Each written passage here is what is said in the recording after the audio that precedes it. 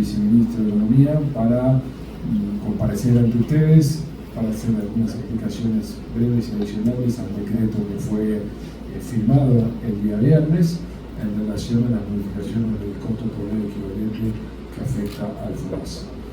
Como lo hemos estado aclarando tanto en el hilo de Twitter que pusimos esta fin de semana, como en las declaraciones que el viceministro de Economía hoy la mañana realizó, este es un cambio de naturaleza metodológica en la estimación del costo promedio equivalente. Este cambio metodológico era una recomendación formulada por los servicios técnicos del Ministerio de Finanzas hace mucho tiempo, desde el año 2019, y las dos administraciones anteriores no los tomaron en cuenta por razones que a nosotros no nos corresponde considerar. Nosotros sí creímos que por distintas circunstancias era importante considerarlo, porque estrictamente la metodología actual que está rigiendo está subestimando el costo promedio de los usuarios del sistema de salud, y por lo tanto esa subestimación del costo de los usuarios a lo que lleva es que las contribuciones a las rentas generales, que estrictamente, como yo he repetido en varias oportunidades, es un eufemismo, rentas generales son los impuestos que paga la gente, tenían que estar pagando excesivamente sobre el sistema de salud. Nosotros, como ahora va a explicar Martín con detalle, encontramos dos oportunidades de mejora en el diseño original. De hecho, fue lo que fue puesto sobre la mesa por los servicios técnicos, que lo que permiten es una estimación más precisa, más ajustada a la relación de lo que se presta como servicio y lo que se obtiene, lo que se paga por él, que genera estos efectos en la devolución de las. Esos cambios son los que nosotros implementamos a partir del decreto, y creemos que se trata de una modificación sustancial. Es una modificación que, por supuesto, somos conscientes que tiene efectos relevantes en la discusión pública, en el interés de la persona, pero nos permite a nosotros subrayar dos cosas. Primero, queremos mejorar en la relación entre lo que el sistema le brinda a los usuarios y lo que el sistema y lo que los usuarios contribuyen en él.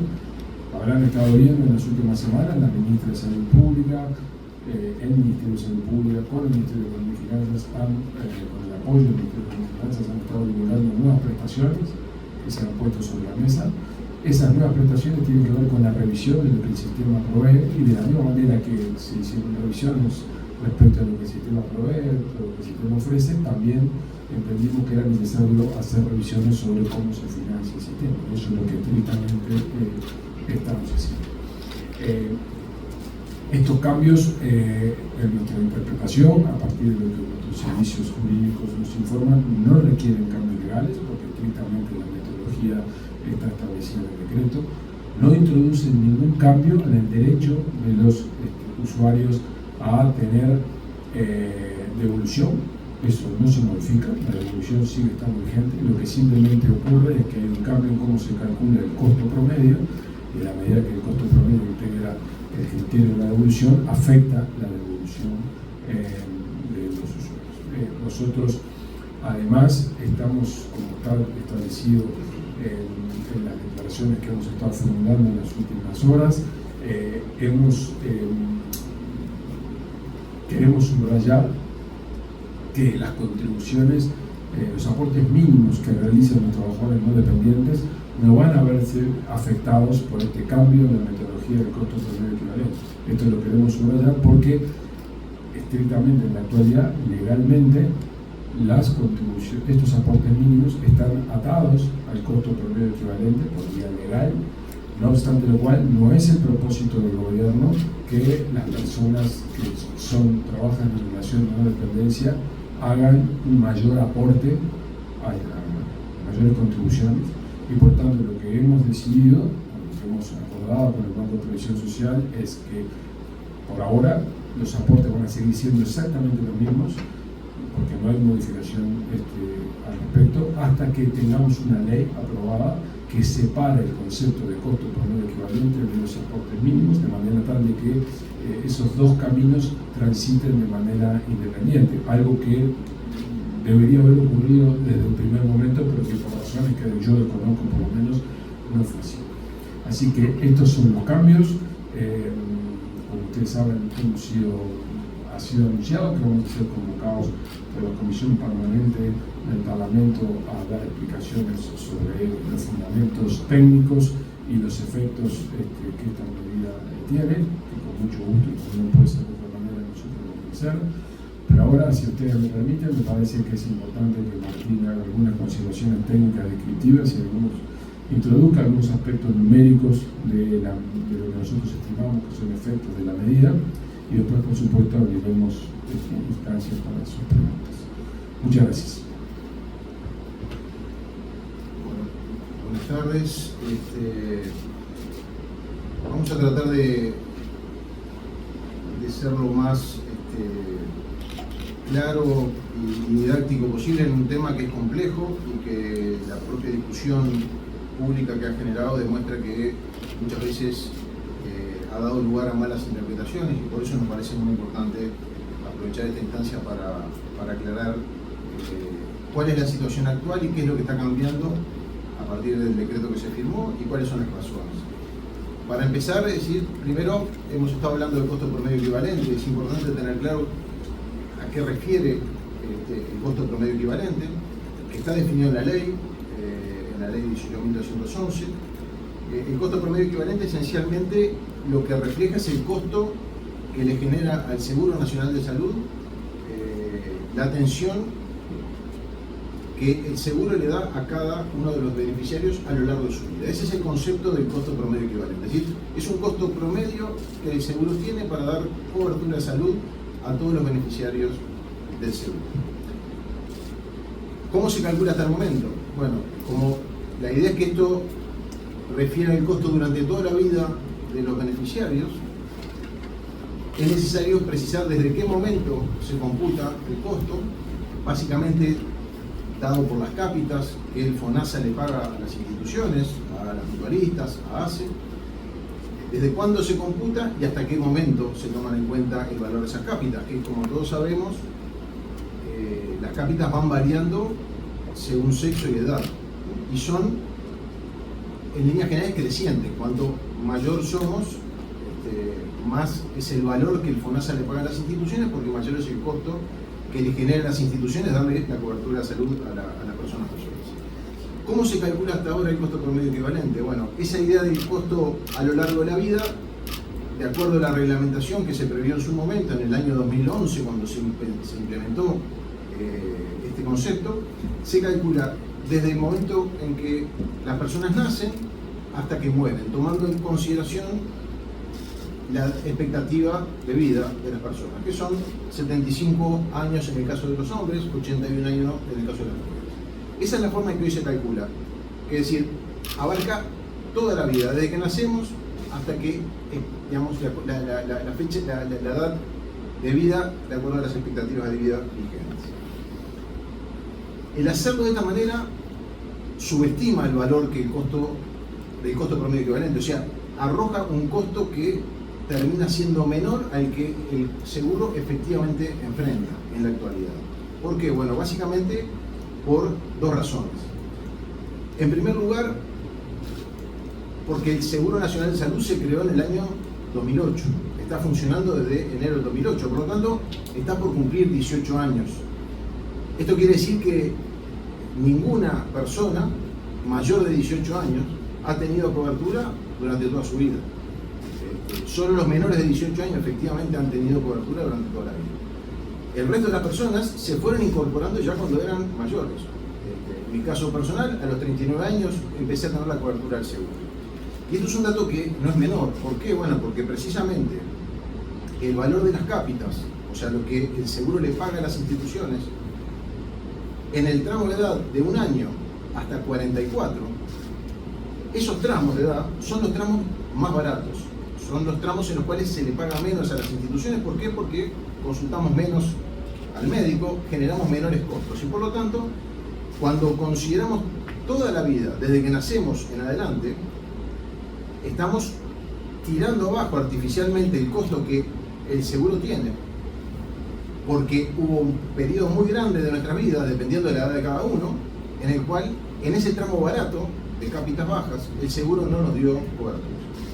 Ese es un primer problema, o sea, estamos tirando abajo el valor del costo promedio equivalente porque estamos sobreestimando, dándole un peso mayor a esa etapa de la vida que porque el seguro recién se creó en el 2008 no es un costo que enfrentó en esa etapa barata de cobertura de la salud de acuerdo a la edad. Ese es un primer problema. Un segundo problema tiene que ver con el hecho de que se considera la edad a la cual uno se espera que, hasta la edad que uno se espera que viva. Decíamos 75 años en el caso de los hombres, 81 años en el caso de las mujeres. ¿Qué es lo que sucede? Naturalmente, hay personas que mueren antes, hay personas que mueren después. Esto podría no ser relevante, salvo por el hecho de que precisamente las cápitas, cuando uno es mayor, cuanto mayor es la edad de cada uno, son más altas. Y por lo tanto, por ejemplo en el caso de los hombres, si consideramos que todos los hombres a partir de los 75 años no tienen cobertura, estamos dejando de considerar un costo que es muy elevado a partir de los 75 años, porque es precisamente la edad en la cual las cápitas valen más. Para poner un ejemplo, es decir, las cápitas para los mayores de 74 años valen 9.001 pesos. Es lo que el FONASA le paga a las instituciones, para todos aquellos afiliados hombres mayores de 74 años. En cambio, las cápitas que pagan para los hombres de entre 20 y 44 años es de 1.739 pesos. Más o menos 5 veces más es el costo para los mayores de 74.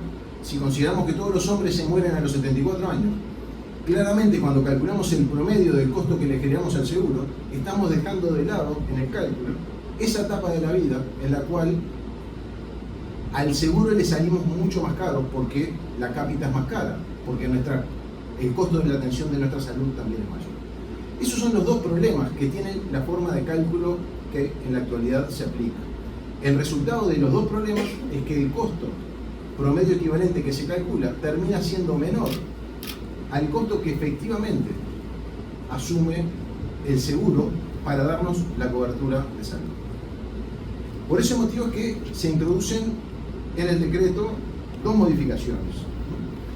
Por un lado, no se realiza el cálculo, el promedio de las cápitas desde el nacimiento, sino que se considera los últimos 18 años, el valor de las cápitas de los últimos 18 años, que va a depender de la edad de cada uno, de cada una de las generaciones, de cada una de las cohortes. Y estos 18 años van a ir aumentando, porque 18 años es ahora, que es la edad que tiene el seguro. El año que viene va a tener 19 años el seguro y por lo tanto se van a considerar los últimos 19. Y así sucesivamente se va a ir ampliando el periodo, porque es efectivamente el periodo durante el cual el seguro nos dio cobertura de salud. Ese es el primer cambio, entonces no consideramos desde el nacimiento sino los últimos 18 años. Y el segundo cambio es que no consideramos la edad que surge de la expectativa de vida, sino que se toman en cuenta las curvas de supervivencia. Esto es la distribución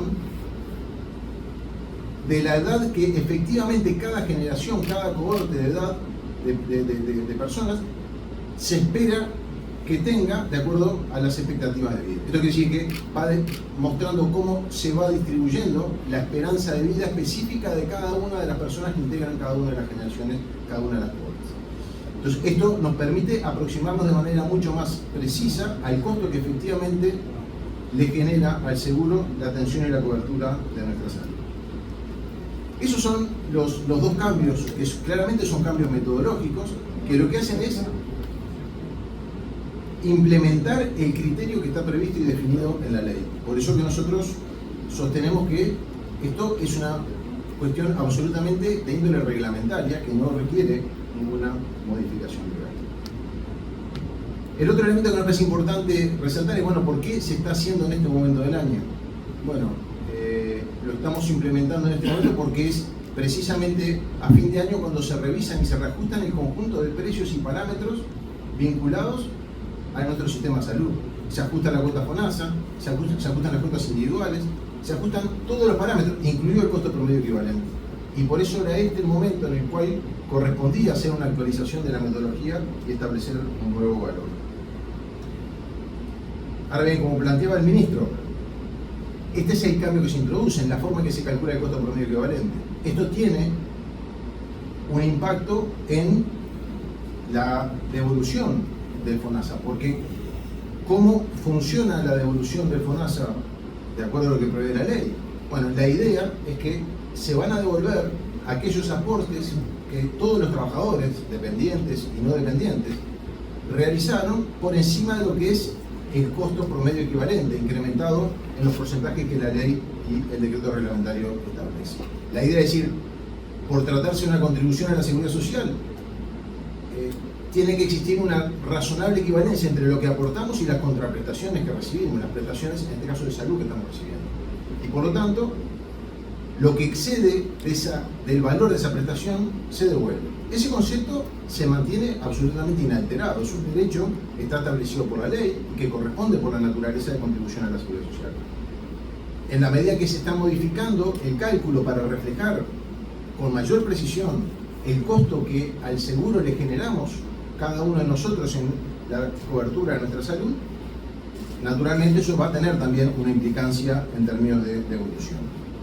Para poner algunos números arriba de la mesa, la devolución del 2025, que se efectuó en el mes de septiembre de este año, que correspondía a la diferencia entre los aportes y el valor del costo promedio equivalente del año 2024, alcanzó unas 155.000 personas. Aproximadamente ese es el universo de personas que recibieron devoluciones en este año correspondiente al año pasado. ¿Qué personas reciben devolución? ¿Para qué nivel de ingresos? Bueno, esto depende de la composición del núcleo familiar, porque no es lo mismo un trabajador que es un trabajador solo, que no tiene hijos, que no tiene cónyuge a cargo, que otro trabajador que de repente da cobertura de salud a sus hijos y a su cónyuge. Depende entonces de la composición del núcleo familiar. Pero para poner dos ejemplos, para de alguna manera ilustrar los valores de los cuales estamos hablando. Un trabajador que no tiene hijos, que no tiene cónyuge a cargo, con los valores que estarían vigentes en este momento del año, recibiría devolución por aportes del FONASA para aquellos casos en los cuales tuvieran ingresos superiores a los 138.000 pesos aproximadamente. En cambio, si se trata de un trabajador que tiene 2 hijos a cargo, ahí ya el valor de los ingresos a partir de los cuales se genera el derecho a recibir en la actualidad la devolución es del orden de los 310.000 pesos mensuales.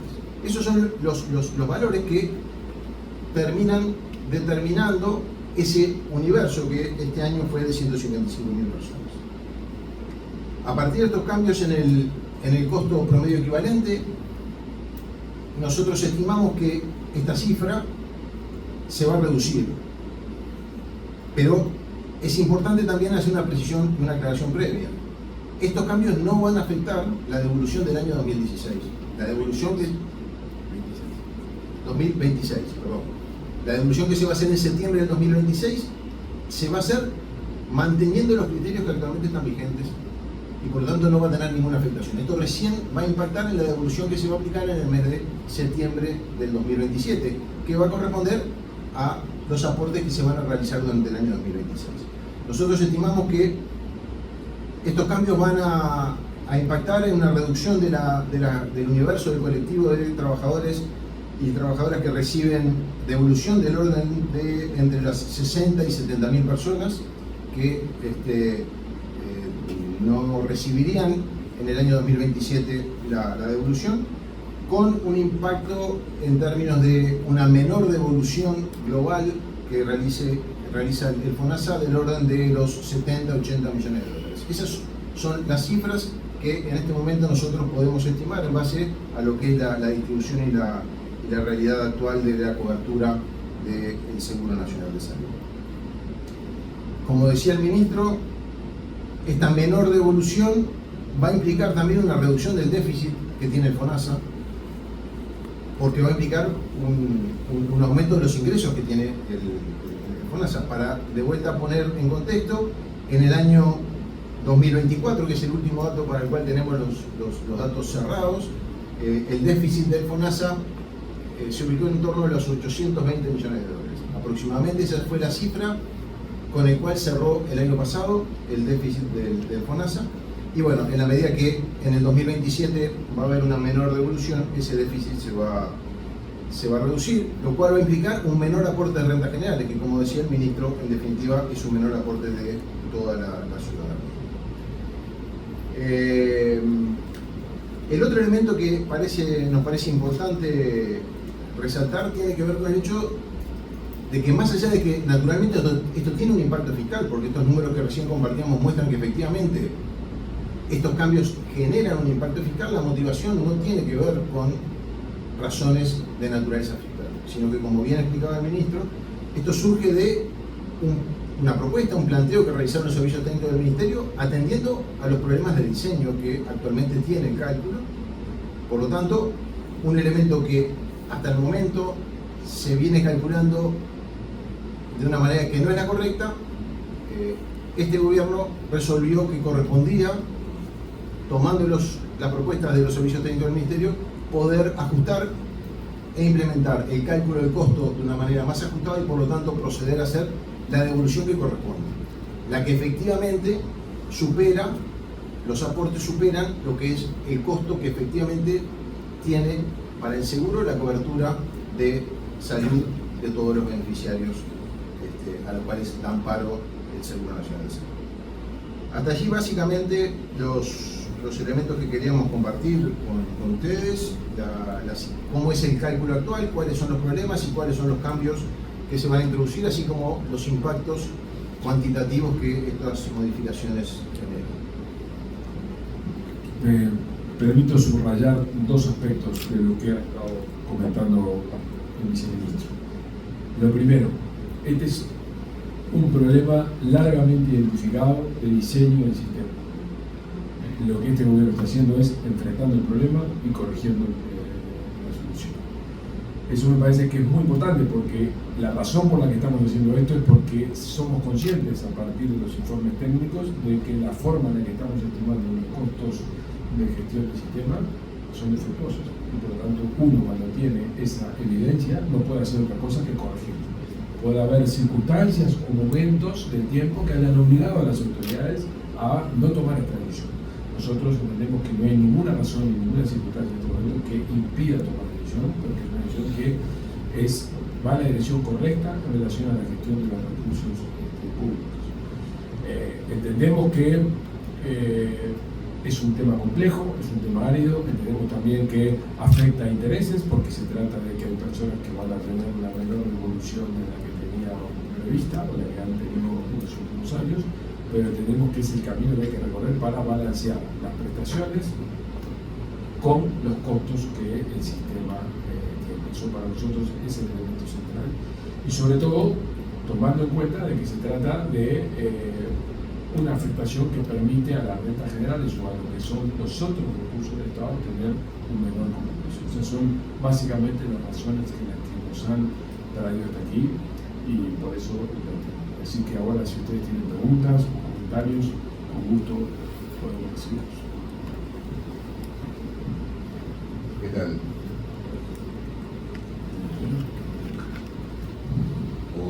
¿Me escuchan? Sí.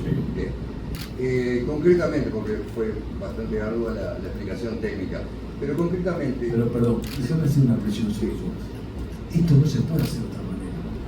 Porque ahí es donde empieza parte del problema. Hemos estado un fin de semana en una discusión de gente que está sentada en distintos lugares de su confort, opinando con más información y no analizando. Esto no se puede explicar de manera sencilla. Nosotros tenemos la obligación de ser muy claros y muy transparentes con la ciudadanía, porque esto es relevante.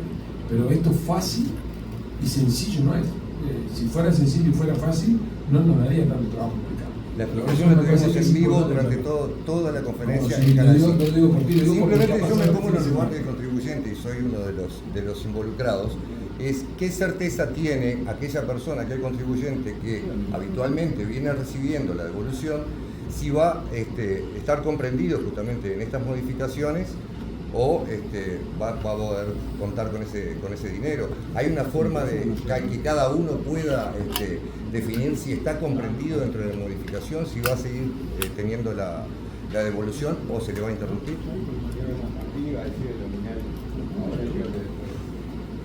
Sí, claro, pero lo que pasa es que no es sobre nominal.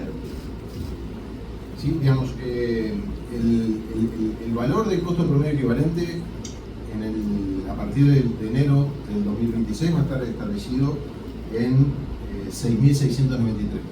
Ese es el valor del costo promedio equivalente, o sea, el costo que le genera al seguro la cobertura de salud de cada una de las prestaciones de los beneficiarios a lo largo de la vida desde que se incorpora el seguro. El mecanismo que prevé la ley es que sobre este valor del costo promedio equivalente, incrementado en un 25%, es el monto máximo que cualquier trabajador tiene que aportar. Por encima de estos 6.693 pesos, incrementados en un 25%, lo que excede al cabo del año, porque esto es una liquidación que se hace en base anual, cuando se computen todos los aportes que uno realizó en el año 2026 y lo compare con este valor incrementado en un 25% por los 12 meses, si los aportes exceden ese valor, va a tener derecho a la devolución, y si no, no.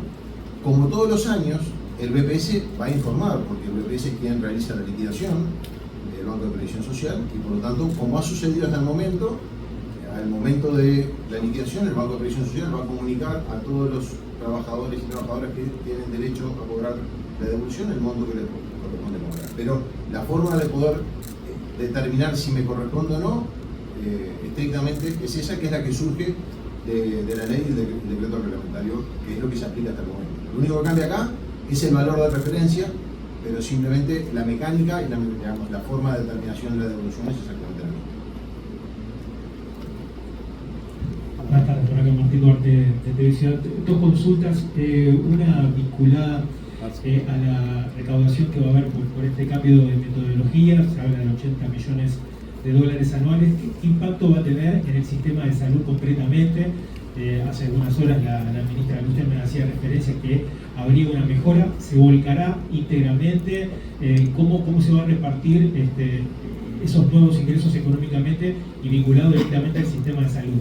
Y lo otro, una precisión más política que técnica, vinculado al momento en que se toma esta decisión. En una entrevista en Perspectiva hacía referencia a que estos errores ya habían sido detectados en el 2019 y que el propio Tabaré Vázquez en su momento decidió no ir adelante por un supuesto costo político.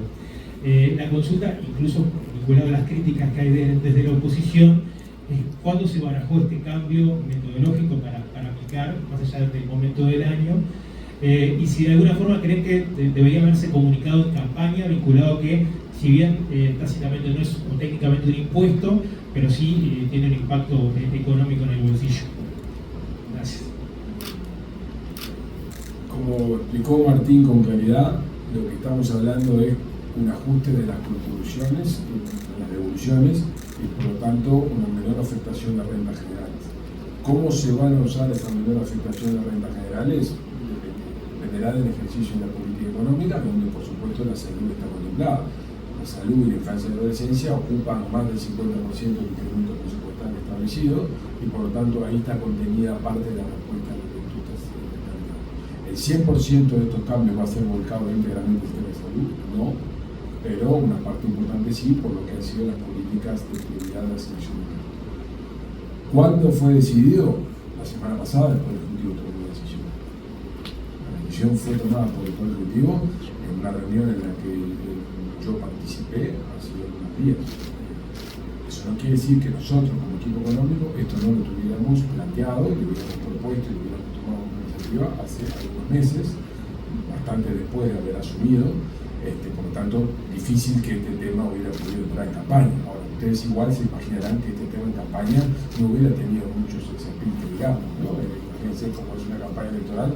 Nosotros, este fue un proceso que transitamos durante el 2026, en el momento que lo determinamos, lo elevamos, lo propusimos, pero la resolución del Poder Ejecutivo como tal, que es la que da lugar al decreto, tuvo lugar en las últimas semanas porque llegaba el momento de decir lo hacemos o no lo hacemos, porque era el momento de hacer los ajustes para el metro que estaba en ese proceso.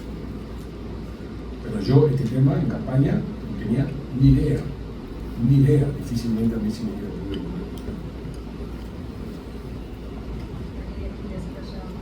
Quería saber si el costo promedio equivalente se va a actualizar en el mes de julio también, o si ya queda el valor que se puede pagar en diciembre. El costo promedio equivalente, más allá de los ajustes metodológicos que se introdujeron ahora, se modifica en cada oportunidad que hay un aumento de las cápitas, porque refleja precisamente el valor promedio de las cápitas. Por tanto, como en el mes de julio hay un ajuste de las cápitas, todos los meses de julio hay una modificación también del costo promedio. El costo promedio equivalente se modifica en enero y en julio, así se viene haciendo desde el año 2011, cuando se empezó a implementar la medida del costo promedio. ¿Ya tiene el valor de julio? No, porque eso, el ajuste de las cápitas en el mes de julio del año que viene va a depender de cómo evolucione la inflación en estos meses, el dólar, los salarios, porque precisamente hay una paramétrica que es la que determina la variación de las cápitas y eso todavía es imposible que se conozca.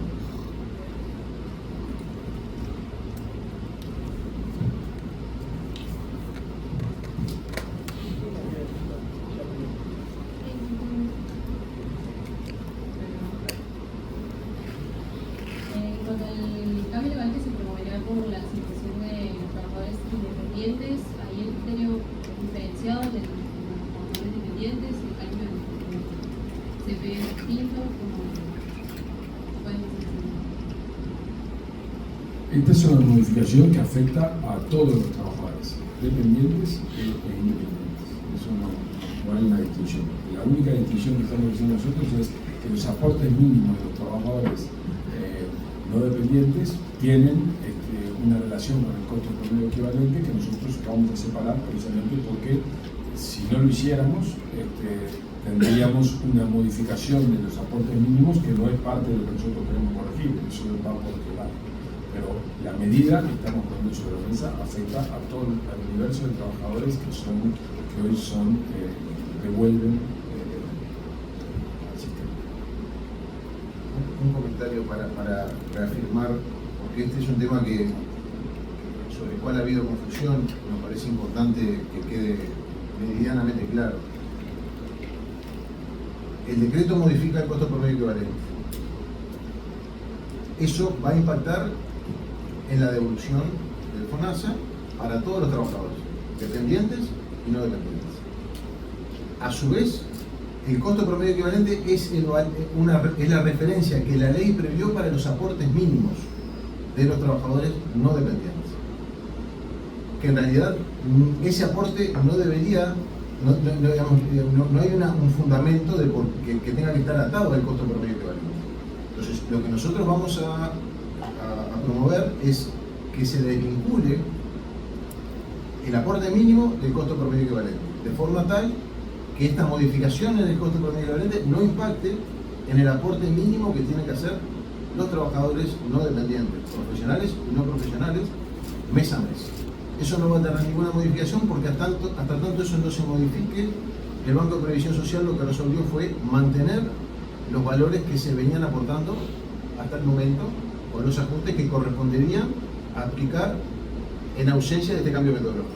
Pero lo que nos parece que es muy importante reafirmar es que no existe ninguna modificación en los aportes que mensualmente tiene que hacer ningún trabajador, ni dependiente ni no dependiente. Lo único que se va a modificar es recién en el 2027 la devolución que se haga.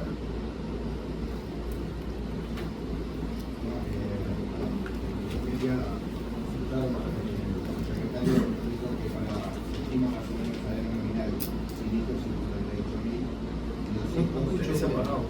El secretario dijo que se estima ahora que van a reducir la plaza nominal 5 se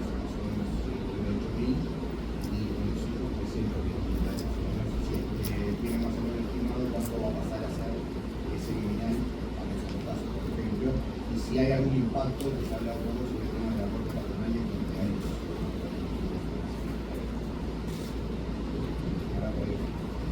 Sobre el aporte patronal y el complemento, no hay, esto no impacta, Es parte de la creatividad del fin de semana. no hay ninguna modificación que afecte ni aportes mensuales ni complementos. En el caso de los valores a partir de los cuales se aplicaría la deducción, en el caso de un trabajador sin hijos y sin cónyuges, aproximadamente se ubicaría en torno a los 186.000 pesos.